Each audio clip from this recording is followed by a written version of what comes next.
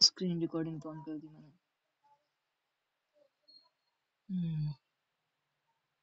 चलो फिर स्टार्ट करते हैं, ठीक है।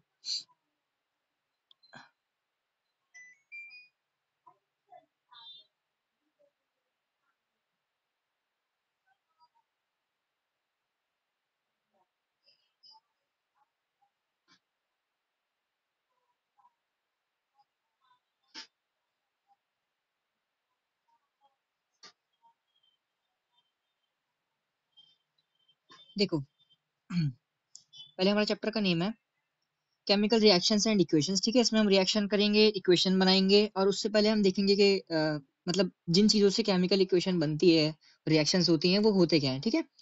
तो पहले तो हमें पता होता है कि हमारे पास होते हैं रिएक्टेंट्स, ठीक है। रिएक्टेंट्स यानी कि जिनको हम कंबाइन करेंगे। एग्जांपल के तौर पे जैसे मैं बात करूं H2 प्लस O2, अगर मैं कंबाइन करता हूं तो मेरे को मिलता है H2O, ठीक है, 2 टाइम्स ऑफ H2O, ठीक है ना।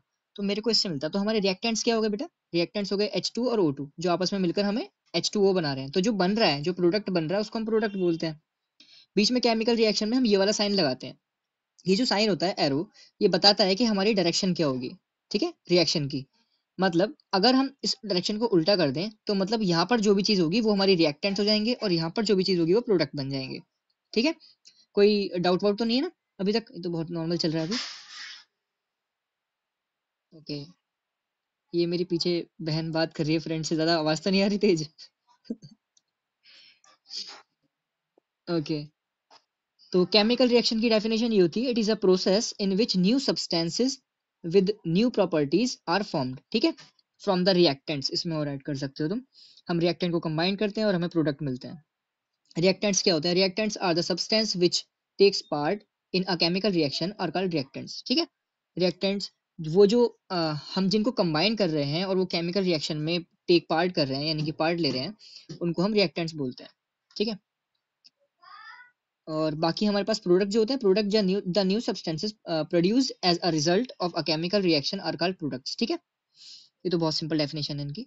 बाकी characteristic of a chemical reaction, ये देखिए, इसमें पहला कैरेक्टरिस्टिक यानी कि खूबियां क्या होती हैं, एक केमिकल रिएक्शन की खूबियां, ठीक है। उससे हमें क्या क्या चीजें मिल जाती हैं, क्या क्या चीजें नहीं मिल पाती, वो सब चीजें कैरेक्टरिस्टिक्स में आ जाती हैं। तो केमिकल रिएक्शन के जो कैरेक्टरिस्टिक्स होते हैं, मैं ज्यादा तेज तो नहीं चल रहा ना?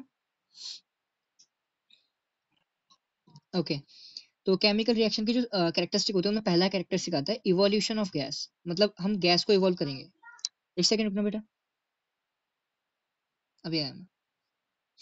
E2 यानी कि हाइड्रोजन और हीलियम। अच्छा, यहाँ पे 2 क्यों लिखा हुआ है? क्योंकि यार ये कभी भी ना सिंगल नहीं पाए जाते हैं। मतलब हाइड्रोजन का जो हमारा एटम होता है, उसके पास सिर्फ एक इलेक्ट्रॉन होता है, और एक स्टेबल एटम को जिसके पास एक इलेक्ट्रॉन है, उसको दो इलेक्ट्रॉन चाहिए होते हैं जिंदा रहने के लिए, ऐसा समझो, ठीक है। तो ये क्या करते हैं, दो हाइड्रोजन कंबाइंड होकर अपने आपस में शेयरिंग कर लेते हैं एक एक हाइड्रोजन की, ठीक है। और ये कुछ ऐसा स्ट्रक्चर बना लेते हैं। अब इसके पास भी एक इलेक्ट्रॉन आ गया, इसके पास भी एक इलेक्ट्रॉन आ गया, दोनों हाइड्रोजन है, ठीक है। और ऐसे करके ये एग्जिस्ट कर पाते हैं इजिली। तो H2 ऐसे बोलते हैं उसको, ठीक है। और हीलियम का भी सेम सीन है, यही सीन होता है इसका भी, बस इसके पास दो होते हैं। तो फिलहाल ये मैं अभी बता नहीं सकता कि कैसे ये एग्जिस्ट करते हैं, ठीक है। ये टोटल 4 से एग्जिस्ट करते हैं।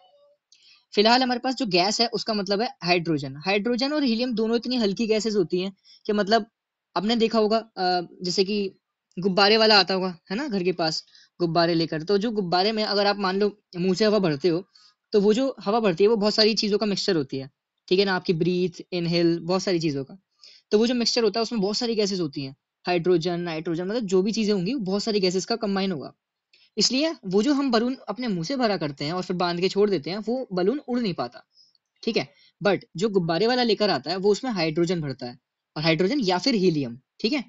मेनली जितने भी हमारे पास हाइड्रोजन थी हमारी अर्थ पे, वो सारी हाइड्रोजन ऑक्सीजन के साथ रिएक्ट करके पानी बना चुकी है, ठीक है। तो हाइड्रोजन मिलना मुश्किल है, इसलिए जो गैस भरी जाती है वो हीलियम भरी जाती है, ठीक है, बलून्स में। और वो इसलिए इतनी हल्की गैस होती है ये कि हम बलून के अंदर भरते हैं और बलून ऊपर उड़ जाता है, ठीक है। तो उसके उड़ने का जो वजह होती है वो हीलियम गैस होती है, ठीक है। फिलहाल हमारे पास जो गैस है, हम इसमें हाइड्रोजन H2 की बात करेंगे, और यही इवॉल्व आउट होगी। अगर किसी रिएक्शन में H2 एज अ प्रोडक्ट बनता है, तो वो ऊपर की साइड जो एरो बना हुआ है ना, वो ये दिखा रहा है कि ये इवॉल्व हो जाती है, ठीक है, यानी कि उड़ जाती है।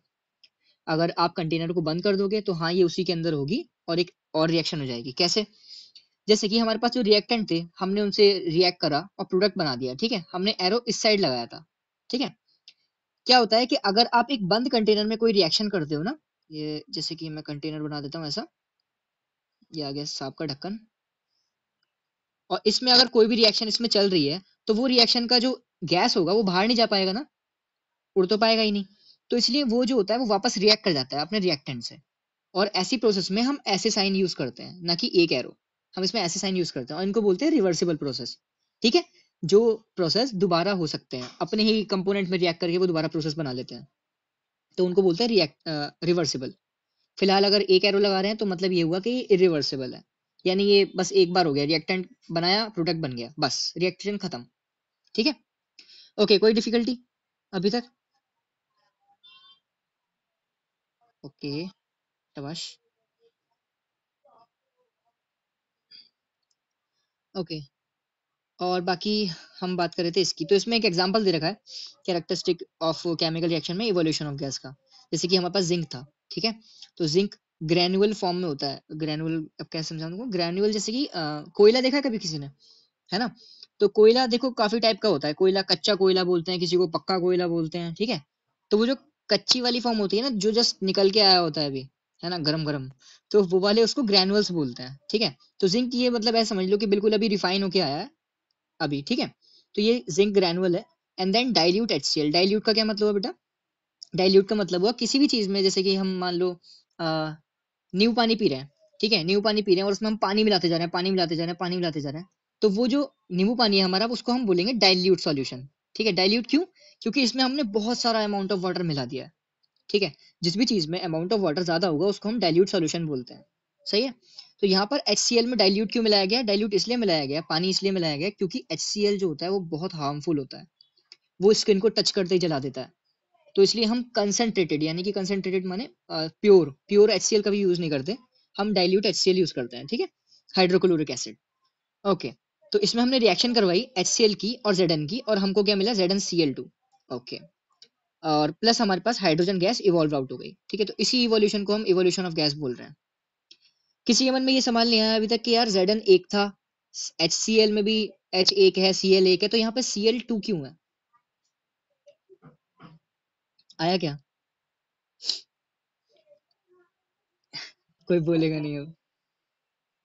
अरे वेरी गुड, शाबाश।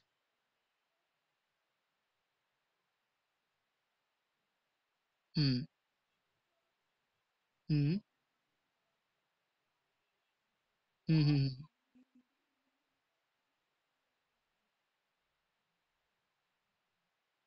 सही कह रहे हो आप। जैसे कि Zn ये है, Cl ये है, ठीक है। एक सेकेंड, Zn एंड Cl, तो Zn की वैलेंसी जो होती है वो इन्होंने बिल्कुल सही बताया कि 2+ की होती है, और जो हमारा Cl होता है वो -1 होता है। तो इनकी वैलेंसीज मल्टीप्लाइड हो जाती है ऐसे, तो Zn तो 1 ही रहेगा, और बाकी Cl के साथ आगे 2 लग जाता है, तो ये ZnCl2 बन जाता है, ठीक है, जिंक क्लोराइड। सही है। ओके, शाबाश यार, तुमने पढ़ रखा है काफी। बट मैं फिर भी मतलब ऐसे समझा रहा हूँ जिससे कि मतलब तुमको कोई कंफ्यूजन ना हो, ठीक है, बिल्कुल बेसिक से। Okay, change in colour, change in colour का एग्जांपल हुआ जैसे कि हमने पोटेशियम पर मैग्नेट से इसकी रिएक्शन कराई सिट्रिक एसिड की, ठीक है। तो सिट्रिक एसिड भी ऐसे ही होता है, KNA समथिंग होता है, वो मेरे को फॉर्मूला नहीं याद है, मैं केमिस्ट्री में वीक हूँ, पहले ही बता देता हूँ, ठीक है। मैं अभी इंजीनियरिंग कर रहा हूँ तो मेरी फिजिक्स बहुत सही है इस टाइम पे। तो हमारा पोटेशियम परमैंगनेट था, उसको हमने सिट्रिक एसिड के साथ रिएक्ट करवाया था, और हमें कलरलेस या फिर पर्पल पहले मिला, पहले हमें पर्पल मिला, देन हमें कलरलेस लिक्विड मिला। तो बस यही है, ये बता रहे हैं कि एग्जांपल दिया था कि मतलब कलर कैसे शो हो जाते हैं। काफी चीजों के डिफरेंट डिफरेंट कलर होते हैं, जैसे कि मैं बात करूं, अगर हमारे पास यहाँ पर प्रोडक्ट में सोडियम मिलता तो उसका कुछ ग्रीन कलर होता। ऐसे ही हम बात करते हैं कि अमोनिया मिलता NH3, तो उसकी स्मेल भी बहुत खराब होती है ना, जैसे कि क्या समझाऊं तुमको, जैसे कि अंडे खराब हो गए हों ऐसी स्मेल होती है उसकी। एक सेकेंड। ओके, आदित्य।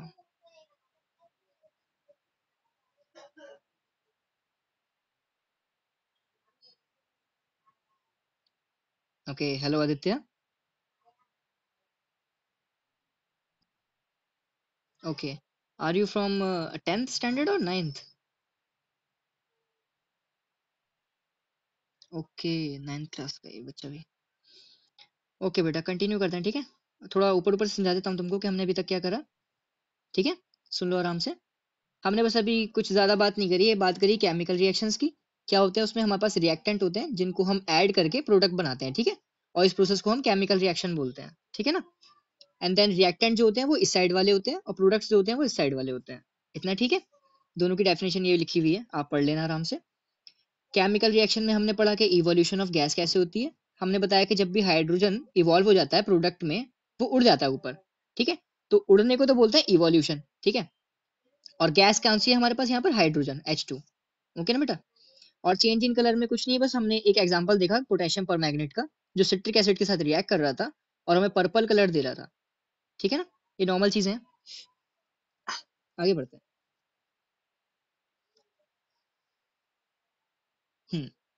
तो change in temperature, change in temperature में देखो दो टाइप की हमारे पास रिएक्शंस होती हैं, ठीक है।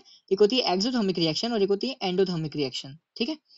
हमारे पास केमिस्ट्री फिजिक्स में सबके एक वो होता है साइन, इसको बोलते हैं हम चेंज, ठीक है। ट्रायंगल का जो साइन होता है उसको बोलते हैं चेंज।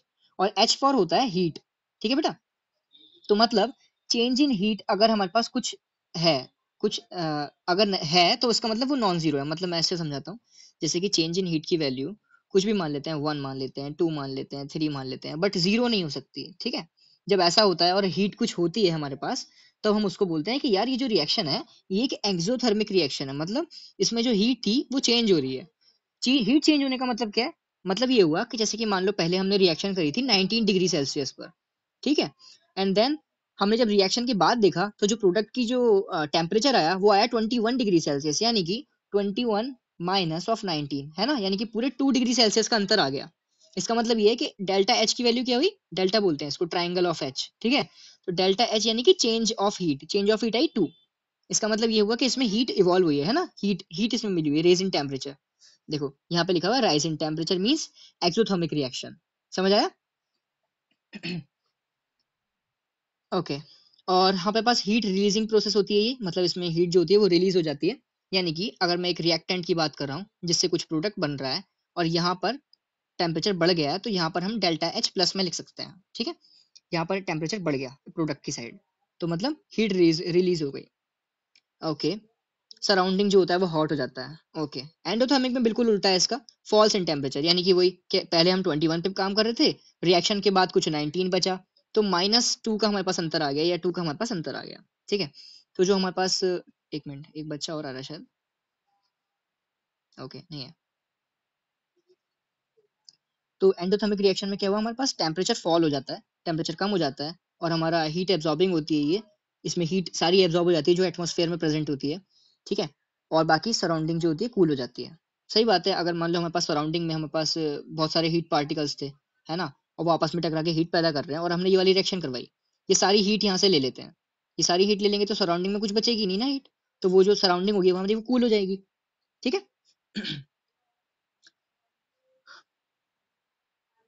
कोई ऐसा पॉइंट तो नहीं है अभी तक जो समझ में नहीं आया, वैसे ये बहुत ईजी चीज है, ठीक है। हेलो।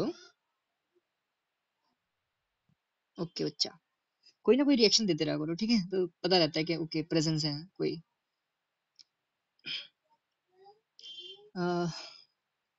ओके, अब देखो इसमें इन्होंने क्या कहते हैं, एक्सोथर्मिक रिएक्शंस में इन्होंने एग्जांपल लिखे हुए हैं, जैसे कि the reactions that release energy in the form of heat, ठीक है, in the form of heat, light और साउंड, मतलब तीनों चीजों में कर सकते हैं। जैसे कि मान लो हमने कोई रिएक्शन करी और उसमें एक विस्फोट सा हो गया, है ना, वो फट गया, फ्लास्क वगैरह जो हमारा फ्लास्क होता है, ऐसा दिखता है वो फ्लास्क हमारा फट गया, मतलब विस्फोट हो गया, यानी कि उसमें साउंड भी निकला, उसमें लाइट भी निकली, है ना, और उसमें हीट भी निकली। तो तीनों चीजें ऐसी जब निकलती हैं, या एक भी चीज इसमें से निकलेगी, तो उसको हम एक्सोथर्मिक प्रोसेस बोलते हैं, ठीक है।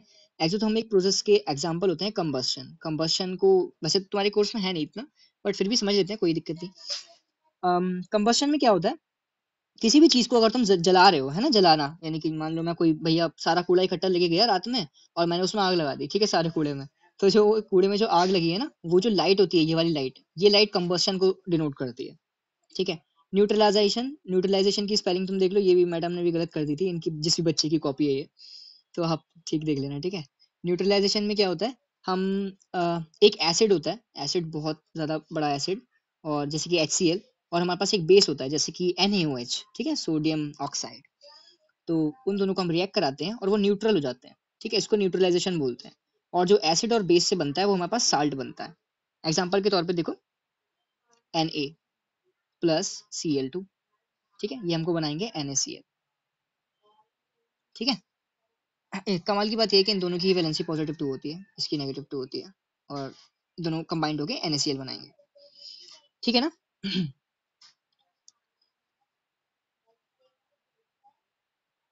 मैं देखो जरा कौन कौन प्रेजेंस है क्लास में इस टाइम। बच्चा पंकज समझ में आ रहा है? ओके, लवी तो है ही इधर। हिना आपको, आदित्य आपको। Okay Hina, Aditya Aditya. Sound on नहीं करनी हो तो आप चैट बॉक्स में लिख सकते हो। ठीक है। वैसे ये काम हमने बहुत करे हैं, हम क्लास चला के भाग जाते थे। मुझे लग रहा है इसने भी यही करा है। खैर। ओके। हाँ, ये वाली देखते हैं। एंडोथर्मिक रिएक्शंस की इन्होंने डेफिनेशन दी है, और इन्होंने बताया मतलब एग्जांपल्स कैसे हो सकते हैं इसके, जैसे कि any chemical reaction that absorbs heat, है ना, हीट को एब्जॉर्ब करेगा और उसके एनवायरनमेंट को कूल कर देगा। ठीक है। और न्यू सब्सटेंस फॉर्म करेगा, give new substances are called endothermic reactions. इसके एग्जांपल पे इन्होंने लिखा है मेल्टिंग ऑफ आइस क्यूब। हाँ सही बात है, अगर आप एक आइस क्यूब को फ्रिज में से निकालो और एक जगह पर रख दो, और फिर उसके बाद जब वो पिघल जाती है तो उसको पानी को हटा लो, तो वो देखोगे आपके यार वो जो फर्श है या जो भी टेबल है आपकी वो ठंडी हो चुकी होगी, है ना। तो वो एक कूलिंग प्रोसेस हो गई, इसका मतलब वो एक एंडोथर्मिक प्रोसेस थी। ठीक है ना। पेन कहाँ गया? ओके। और फोटोसिंथेसिस, फोटोसिंथेसिस बेटा एक प्लांट की एक वो होती है हमारी प्रॉपर्टी, ठीक है, जिसमें से वो कार्बन डाइऑक्साइड लेते हैं एंड देन ऑक्सीजन रिलीज करते हैं। तो जब वो ऑक्सीजन रिलीज करते हैं ना बेटा, तो ऑक्सीजन जो होती है वो एक बहुत ठंडी गैस होती है, ठीक है, जिसकी वजह से हमारा एटमॉस्फेयर कूल हो जाता है। तो वो जो फोटोसिंथेसिस होती है वो भी हमारी एंडोथर्मिक प्रोसेस में आती है। ठीक है। Splitting of a gas molecule, splitting of a gas molecule ये थोड़ा सा हाई लेवल है, मैं समझा नहीं पाऊंगा आपको ऐसे। ठीक है। Baking of food, baking of food, food को जब हम बेक करते हैं तब की बात कर रहे हैं ये। वो एंडोथर्मिक प्रोसेस कैसे हुई, कोई सोच रहा होगा ये, है ना।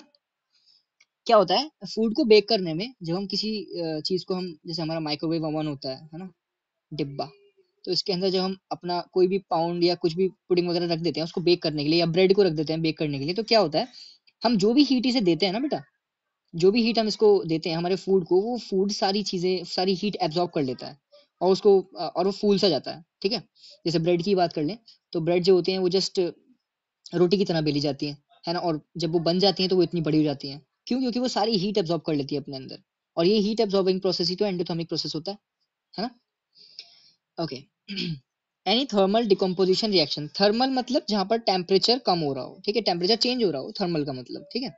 बाकी डिकम्पोजिशन में रिएक्शन में अभी आपको आगे बताऊंगा, तब आपको समझ में आ जाएगा कैसे डिकम्पोजिशन में। ओके। बेटा कोई डिस्टरबेंस, कुछ डाउट वाउट? ओके। सही लग रहा है ना पढ़ाने में, कोई प्रॉब्लम तो नहीं आ रही ना, फ्रेंडली है ना सब कुछ? Okay. Okay. Change in state, states हमने कल भी पढ़े थे। हमारे पास देखिए मैटर होता है, हमारे पास जो मैटर होता है वो 3 स्टेट्स में पाया जाता है, वैसे तो मेनली 5 होते हैं। ठीक है। कल लवी नहीं थे यार, नहीं तो आप भी सुन लेते। देखिए मैटर जो होता है हमारे पास सॉलिड, लिक्विड, गैस, और बाकी जो दोनों स्टेट्स बचे हैं ना उसको हम बोलते हैं प्लाज्मा। ठीक है। और एक होता है बोज आइंस्टाइन कंडेंसेट, बीईसी नाम से जानते हैं उसको। ये हमारी टोटल 5 स्टेट्स ऑफ मैटर होती हैं। ठीक है। बट आपके में ये वाली चीजें नहीं है, आपको जो पढ़ना है वो सिर्फ सॉलिड, लिक्विड और गैस के बारे में पढ़ना है। तो फिलहाल हम जो भी बात करेंगे वो सॉलिड, लिक्विड एंड गैस के बारे में बात करेंगे। ठीक है। और सॉलिड, लिक्विड और गैस के बारे में सबको पता है यार, है ना। पानी, हवा, और ये कुछ भी, पेन, कुर्सी, मेज, सब कुछ, ठीक है, सब सॉलिड है, हम भी सॉलिड है, आप भी सॉलिड हो। सही है। तो ये सॉलिड, लिक्विड, गैस तीन ही स्टेट के बारे में आप पढ़ोगे। बाकी अगर प्लाज्मा के बारे में मैं आपको बताऊं, ये वाला जो मैंने कैंसिल कर दिया यहाँ पे, वो जो प्लाज्मा होता है, प्लाज्मा आप ऐसे समझ लीजिए, मतलब पता होना चाहिए ना थोड़ा बहुत हर चीज के बारे में। तो प्लाज्मा क्या होता है, जैसे कि मैं किसी भी कंपाउंड को लेता हूँ और मैं उसको इतना ज्यादा हीट कर देता हूँ, ऐसा समझ लीजिए 2000 डिग्री सेल्सियस पर। ठीक है। उसको बहुत हीट करता हूँ, बहुत हीट करता हूँ, तो क्या होता है, उसके जो एटम्स होते हैं ना, एटम्स, एक मैटर के बहुत सारे एटम्स होते हैं जिससे वो कंबाइंड होकर बनता है, उसका एक भी एटम बच नहीं पाता, ऐसा समझ लीजिए। वो आयंस में ब्रेक हो जाता है, ये पूरा एटम था और ये छोटे छोटे छोटे छोटे आयंस में ब्रेक हो जाता है। ठीक है। और इन्हीं आयंस को हम बोलते हैं आयनाइजेशन। है वो बात की बात है, बट फिलहाल इनको बोलते हैं प्लाज्मा। ठीक है। यही प्लाज्मा होता है जिनके बारे में बात करें, स्टेट ऑफ मैटर। बाकी बोज आइंस्टाइन कंडेंसेट भी वही होता है कि आयंस जो हमें मिले हैं उनको हम और ज्यादा हीट कर देंगे तो वो वेव्स की फॉर्म में बन जाते हैं, और उन वेव्स को हम बोलते हैं बोज आइंस्टीन कंडेंसेट। ठीक है, तो हमारे पास फिलहाल सॉलिड, लिक्विड और गैस पढ़ना है हमको। तो यहाँ पर क्या होगा जब हम रिएक्शंस करेंगे ना बेटा, तो उनके आगे ना ऐसे तुम्हें जैसे कि मिलेंगे, जैसे कि यहाँ पे लिखा हुआ है, देखो ये लिखा के आई के आगे ए क्यू लिखा हुआ है। सबको दिख रहा है? मैं जूम करूँ थोड़ा।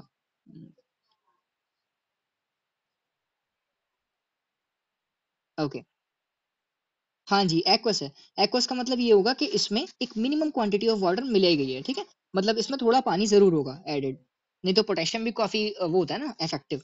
कंसंट्रेटेड पोटेशियम यानी कि प्योर पोटेशियम बहुत इफेक्टिव होता है इसमें, इसलिए हमें पानी मिलाना पड़ता है इसमें। तो इसमें ए क्यू मिलेगा आपको, और ब्रैकेट में एस लिखा हुआ मिलेगा जिसका मतलब सॉलिड होगा, ब्रैकेट में जी लिखा हुआ मिलेगा गैस यानी कि, और ब्रैकेट में एल लिखा हुआ मिलेगा यानी कि लिक्विड। ठीक है, सिंपल चीजें हैं। ओके, फॉर्मेशन ऑफ प्रेसिपिटेट, बस ये वाला अभी देखूंगा मैं। ठीक है, उसके बाद जो बैलेंसिंग होगी ना इक्वेशंस की, ये जरा यार मेरे को ना एक छोटा सा कॉन्सेप्ट जो लवी को अच्छे से आता है फिलहाल, तो बाकी मेरे को पता नहीं किसी का, वही वैलेंसी वाला कॉन्सेप्ट मेरे को थोड़ा सा समझाना है तुमको एक बार।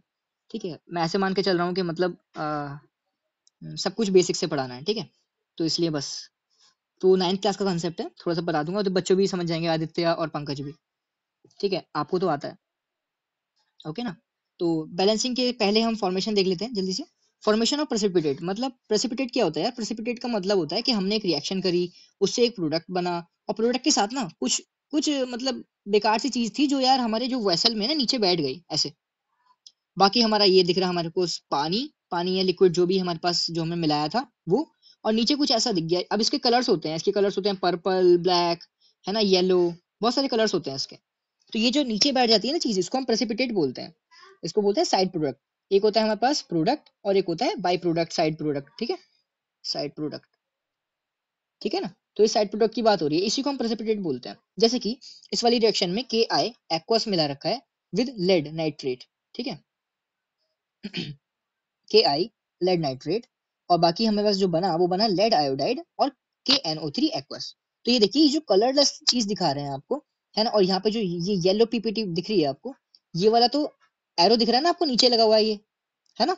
तो इसके आगे जो एरो लगा हुआ है, ये बता रहा है कि यार ये जो एरो है ये बता रहा है कि हमारे जो वेसल में था, जो हमारा लेड आयोडाइड था वो यार नीचे बैठ गया सारा, है ना, बाकी सब कुछ ऊपर रह गया, ये नीचे बैठ गया। तो इसी नीचे बैठी हुई चीज को हम प्रेसिपिटेट बोलते हैं। ठीक है, इसकी डेफिनेशन बाकी लिखी हुई है, पीपीटी वगैरह मैं आपको शेयर कर दूंगा व्हाट्सएप पे, आप मेरे को हाई वाई भेज देना अपना, तो चारों पांचों को मैं सेंड कर दूंगा। ठीक है, आप आराम से बैठ के पढ़ सकते हो घर पे।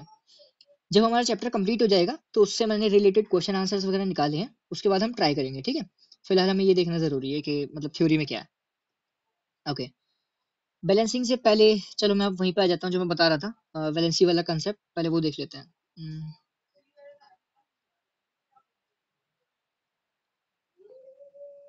ओके, पहले वाला कहाँ गया?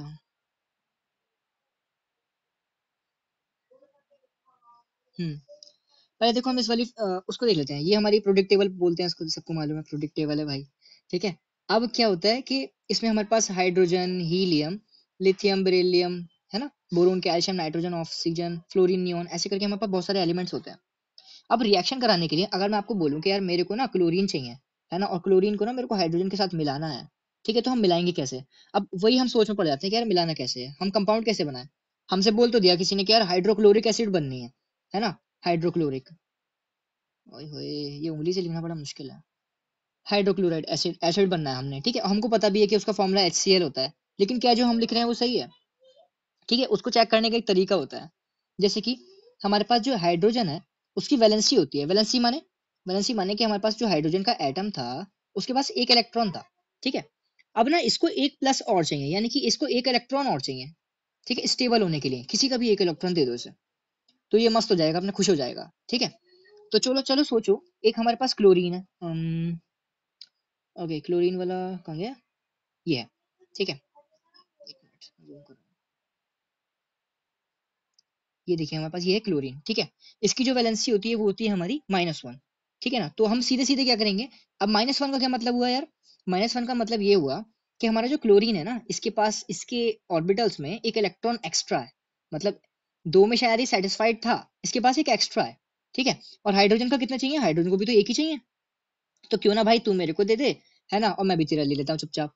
तो ये लोग यही करते हैं। हाइड्रोजन ये है हमारा, क्लोरीन ये है हमारा बड़ा वाला, क्लोरीन, हाइड्रोजन, इसके पास 2 इलेक्ट्रॉन पहले से थे, ये अपना खुश घूम रहा था, लेकिन जो एक्स्ट्रा वाला इलेक्ट्रॉन था वो इसने हाइड्रोजन भाई को दे दिया, और हाइड्रोजन ने अपना जो इसका एक इलेक्ट्रॉन था उसके साथ कंबाइन कर लिया। अब इसके पास टोटल 2 हो गए, ये भी खुश हो गया, और इसके पास था ही एक्स्ट्रा, ये भी खुश हो गया। ठीक है, तो ऐसे बनता है हमारा HCl। सही है। तो ये जो हमने HCl बनाया है, ये बेसिक्स किस पे बना हुआ है, ये सिर्फ वैलेंसीज पर बना हुआ है। ठीक है, ये जो हमारे पास वैलेंसी इलेक्ट्रॉन का रिक्वायरमेंट या फिर इलेक्ट्रॉन का ज्यादा होना हमारे पास, ठीक है, एक्सेस अमाउंट ऑफ इलेक्ट्रॉन या फिर डेफिशिएंट अमाउंट ऑफ इलेक्ट्रॉन। सही है ना। इलेक्ट्रॉन का कम होना पॉजिटिव चार्ज बताता है, इलेक्ट्रॉन का ज्यादा होना नेगेटिव चार्ज बताता है। अगर यहाँ पे -2 लिखा हुआ है, इसका मतलब ये है कि किसी एटम के पास 2 इलेक्ट्रॉन का एक्सेस है। ठीक है, यानी कि वो ज्यादा है, जैसे कि जहाँ यहाँ पे लिखा हुआ है ऑक्सीजन के आगे देखो, है ना। तो ये जो ऑक्सीजन के आगे -2 लिखा हुआ है, ये बता रहा है कि हमारे पास 2 इलेक्ट्रॉन ज्यादा हैं। ठीक है, अब तुम किसी को भी दे लो जाके, जाओ, ऐसा होता है इसमें। ठीक है, ऐसे ही हमारे पास मैंने ये बता रखा है कि ये टेबल की वाइज मैंने निकाली थी, टेबल वाइज। ठीक है, जैसे कि हमारे पास ये पूरी टेबल है ना, तो इस पूरी टेबल में जितने भी एलिमेंट्स हैं, जैसे कि हमारे पास ये है बोरॉन, एल्यूमिनियम, गैलियम, इंडियम, टेलियम। ठीक है, तो इन सब के पास +3 का डेफिशिएंट अमाउंट ऑफ इलेक्ट्रॉन है, मतलब इन्हें 3 इलेक्ट्रॉन चाहिए सेटिस्फाई होने के लिए। तभी तो जब हम BCl3 बना, ओके, बाद में कटेगा भी नहीं कॉल। यार वेट कर सकते हो 1 मिनट, है ना, मम्मी की कॉल आ रही है, मैं जरा बात कर लूँ।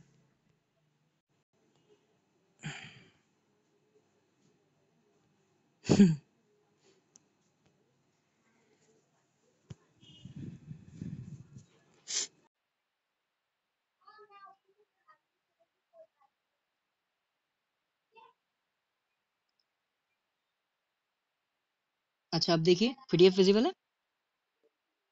Okay, PDF। ओके, तो इस वाली टेबल में देखिए कुछ दिख रहा है ना टेबल। ओके, तो इस वाली टेबल में देखो मैंने कुछ मतलब एलिमेंट्स के नाम लिख रखे हैं। ये 9th वाली टेबल, ये तुम्हारी NCERTs में मिल जाती है बुक्स में। तो इसमें बस नाम लिखे हुए हैं और उनके सिंबल्स लिखे हुए हैं। ठीक है, इनको एक बार पढ़ के देख लेना आप लोग, मैं आपको शेयर कर दूंगा, आप लोग व्हाट्सएप कर देना, ठीक, कुछ भी चीज़ तो। और इसमें तो बस यही है यार, नाम और सिंबल है। हम्म। पर ये वाली टेबल जरा सही है, इंपॉर्टेंट है थोड़ी सी। इसमें क्या हो रहा है ना कि हमारे पास चार्ज वगैरह सब दिखा रखे हैं, जैसे कि सोडियम लिखा हुआ है, पोटेशियम लिखा हुआ है, सिल्वर लिखा हुआ है ना। तो इनके ऊपर बता रखा है कि पॉजिटिव मतलब तुम समझ ही गए होंगे यार कि एक इलेक्ट्रॉन इस पे कम होगा भाई पे। ठीक है, और बाकी Mg+2 पर जो दो इलेक्ट्रॉन होंगे वो कम होंगे। सही है। ऐसे ही बहुत सारे लिखे हैं यहाँ पर। देखिए हाइड्राइड जो होता है वो H- होता है, हाइड्रोजन जो होता है वो H+ होता है। ऐसे ही आप लोग ये वाली टेबल जरूर देखना बेटा, ठीक है, घर पे जाके एक बार इसको पढ़ के देख लेना। हाँ बेटा बताओ। हम्म। हाँ बिल्कुल कम हुआ, है ना। क्योंकि क्या होगा, खुद सोचो तुम कि जो हमारा जो इलेक्ट्रॉन होता है ना बेटा, वो नेगेटिव चार्ज रहता है, मतलब उसके पास। ठीक है, E- से शो करते हैं उसको।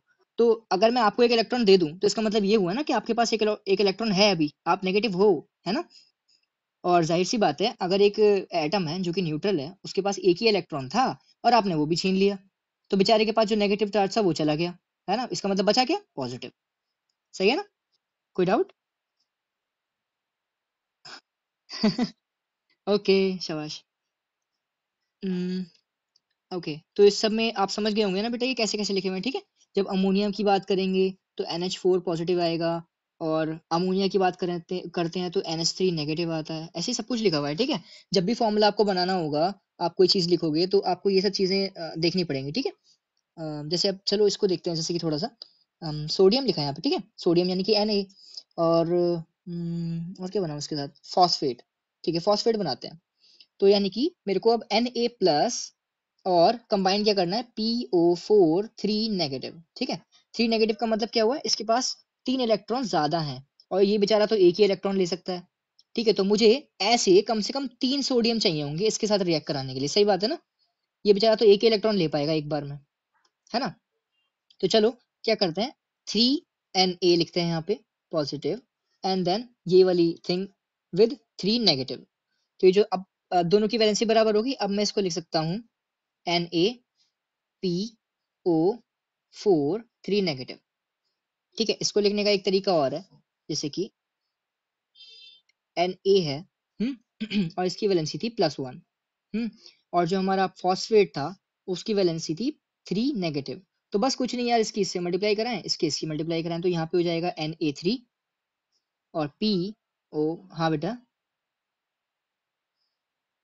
Hello hello. ओके ओके, मुझे लगा कोई आवाज दे रहा है आप लोगों में से। ठीक है ना, तो हम यहाँ पर सोडियम और फॉस्फेट को रिएक्ट करा देते थे, तो उसमें बहुत सिंपल चीज थी। +1 इसकी वैलेंसी थी, इसकी वैलेंसी 3 नेगेटिव थी। हमने क्रॉस मल्टीप्लाई करा दिया, तो यहाँ पर Na3 हो जाएगा, और यहाँ पर फॉस्फेट विद कुछ नहीं, बस 1। 1 से तो क्या ही लिखूं मैं यहाँ पे 1, ठीक है, लिखोगे भी कोई दिक्कत नहीं है, और नहीं भी लिखोगे तो भी कोई दिक्कत नहीं है, ठीक है। ऐसे रिएक्शन कराते हैं और कंपाउंड बनते हैं, ठीक है। सिंपल हो गया अब। ओके, आगे बढ़ते हैं। ये देखो यहाँ पे इन्होंने वही करके दिखा रखा है, ये मैंने बुक का स्क्रीनशॉट लिया था आज लोड करने के बाद, तो मैं दिखाता हूँ इसमें। फॉर्मूला ऑफ देखो, कार्बन टेट्राक्लोराइड। कार्बन टेट्राक्लोराइड बनाया है, टेट्रा का मतलब होता है 4, ठीक है, ये तो तुम्हें वैसे ही पता चल जाएगा। बट फिलहाल हमें तो बस ये पता है ना कि यार क्लोराइड क्या होता है। क्लोराइड होता है Cl, और हमारे पास जो कार्बन होता है वो 4। कार्बन की वैलेंसी 4 होती है, ठीक है, कार्बन की याद कर लेना। ये 4 ले भी सकता है और 4 दे भी सकता है, क्योंकि ये बेचारा 8 पर स्टेबल होता है, ठीक है। अगर कार्बन है और 1 2 3 4, इसके पास पहले से रहते हैं 4। अब इस बेचारे को ना स्टेबल होने के लिए या तो 4 चाहिए, या फिर ये कहता है यार मेरे से 4 भी ले लो, हटाओ मैं खेल ही नहीं रहा, ठीक है। या तो 4 भी ले लो, या तो फिर यार मेरे पास पूरे 4 दो, सही है ना, तब जाके स्टेबल होता है। तो इसलिए इसकी वैलेंसी क्या होती है, +4 एंड -4 दोनों। या तो 4 इलेक्ट्रॉन दे दो, या तो 4 इलेक्ट्रॉन मेरे से ले लो, सही है।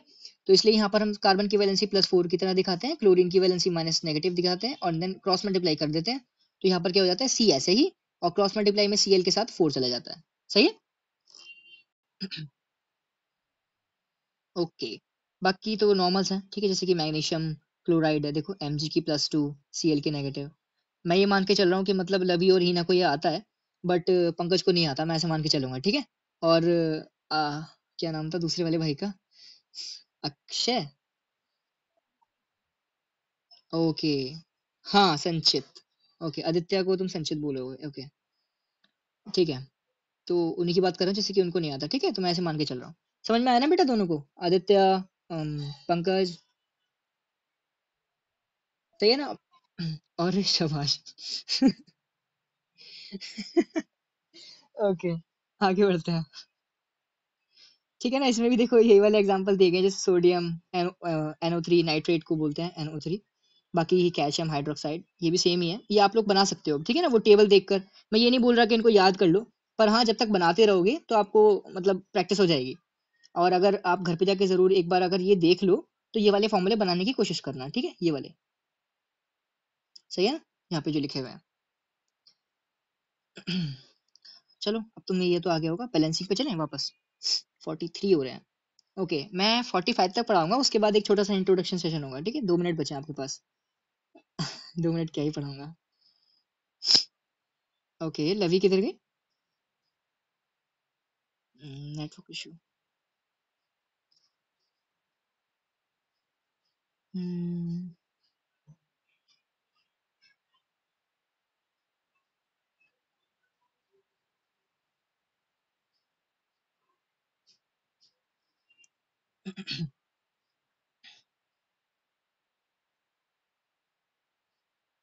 हेलो, पंकज है ना, और आदित्य, तुम तीनों यहाँ पर हो ना। ओके ओके, चलो कंटिन्यू करते हैं फिर। उसको दिखा देंगे बाद में, ठीक है।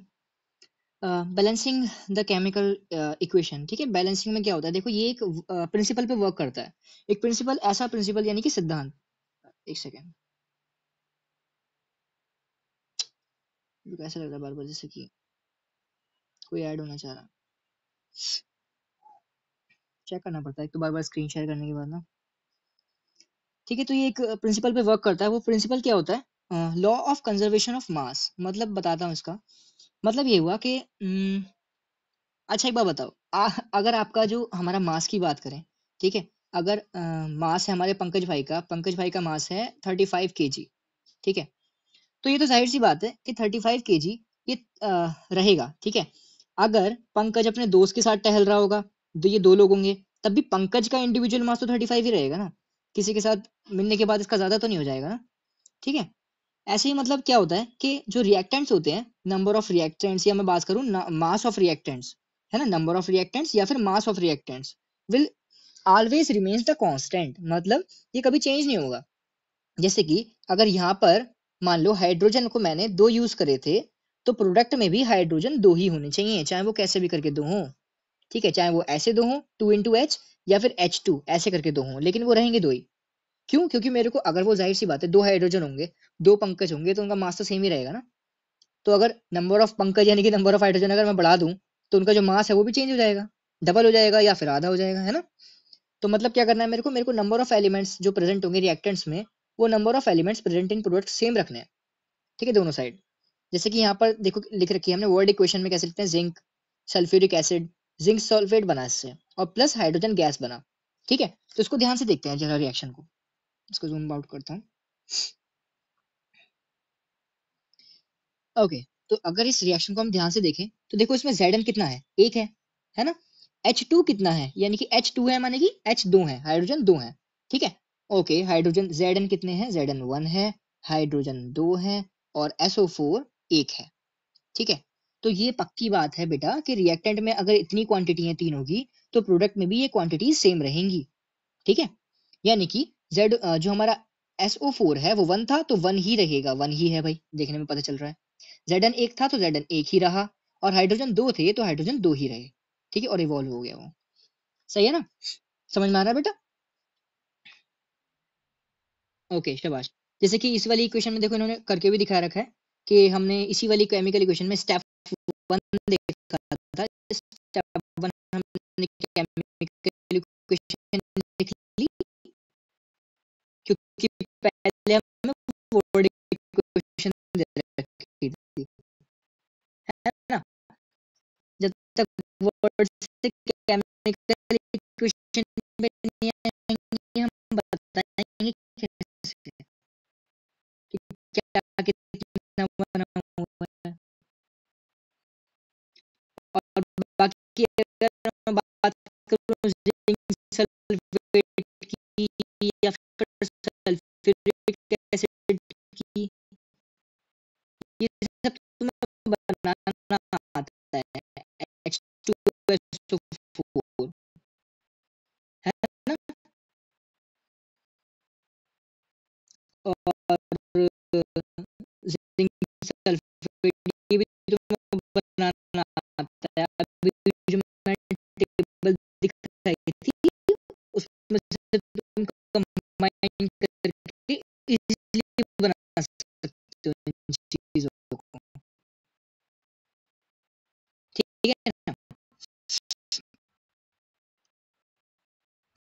ओके, तो इसमें सेकंड स्टेप क्या होता है, सेकंड स्टेप होता है listing the elements of LHS and RHS। LHS क्या होता है, left hand side, right hand side होता है RHS, ठीक है।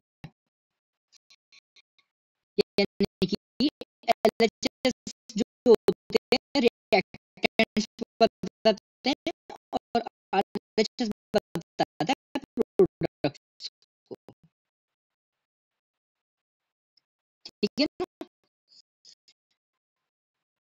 तो हमारे जो LHS है, उसके अंदर हमारा Zn हो गया, Zn हमारे पास 1 था, हाइड्रोजन 2 थे, सल्फेट एक था, वो हमारे पास 4 थे। इन्होंने सल्फेट को भी इन्होंने तोड़ लिया है सल्फर और ऑक्सीजन में, ठीक है, कोई दिक्कत नहीं।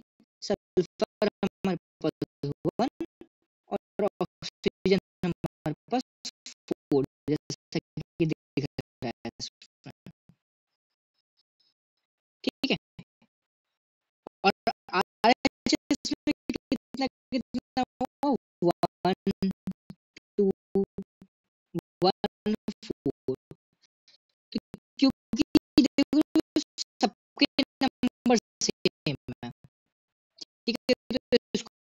बैलेंसिंग की जरूरत नहीं है, और ये इक्वेशन बैलेंस्ड।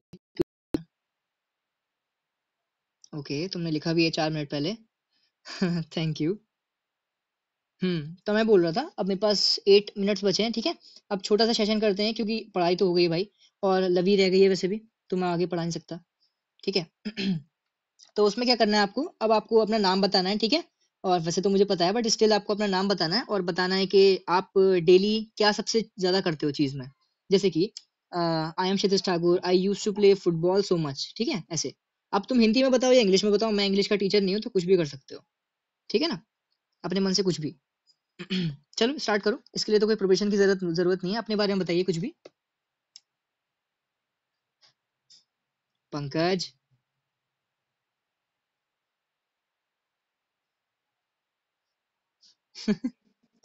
घबराया मत करो यार, बोलो कुछ भी बोल दो अपने बारे में थोड़ा सा, ठीक है, हिंदी में बताओ।